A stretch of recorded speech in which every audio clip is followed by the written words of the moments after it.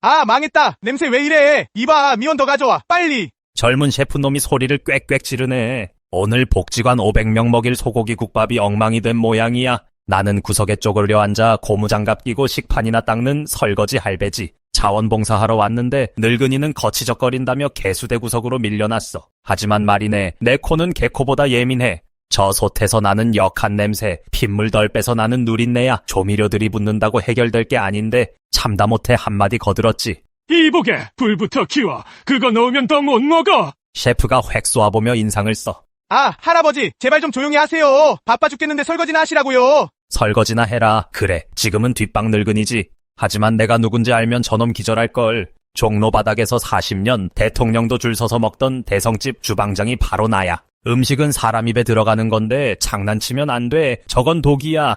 A씨, 오늘 국밥 못 나갑니다. 빵으로 대체해요. 셰프놈이 국자를 내동댕이 치네. 밖에서는 배고픈 노인네들이 숟가락 들고 기다리는데 포기를 해? 그 순간 내 안에 불이 확 켜지더군. 젖은 고무장갑을 벗어던지고 주방 한복판으로 걸어 들어갔지. 비켜!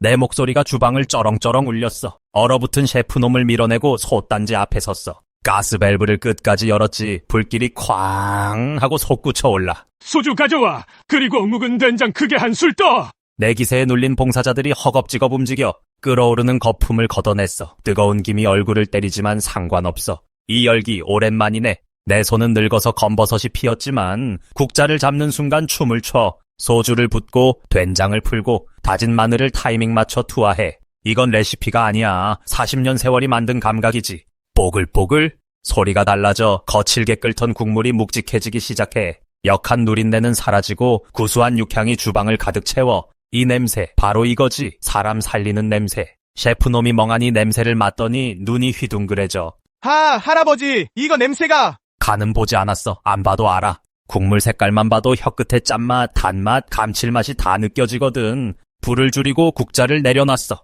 보라! 식기 전에! 배식이 시작됐어. 식당이 조용해. 다들 코 박고 국물 먹느라 정신이 없거든. 여기저기서 크어 시원하다스 하는 소리가 들려와. 그거면 됐어. 요리사가 별거 있나. 배고픈 사람 따뜻하게 배 채워주면 그게 요리왕이지. 셰프놈이 얼굴이 빨개져서 다가오네. 어르신, 죄송했습니다. 한 수 가르쳐 주십시오. 나는 그냥 씩 웃어줬어. 가슴을 툭 치며 말했지. 음식은 혀를 속이는 기술이 아니야. 마음을 담는 거지. 재료 탓하지 말고 정성부터 쏟아. 알겠나? 다시 설거지를 시작하는데 콧노래가 나오네. 물은 차갑지만 가슴은 뜨끈해. 아직 내 손맛 안 죽었어. 녹슬지 않는 건 스텐 그릇뿐만이 아니야. 평생을 바쳐온 내 기술도 아직 반짝반짝 빛나고 있어.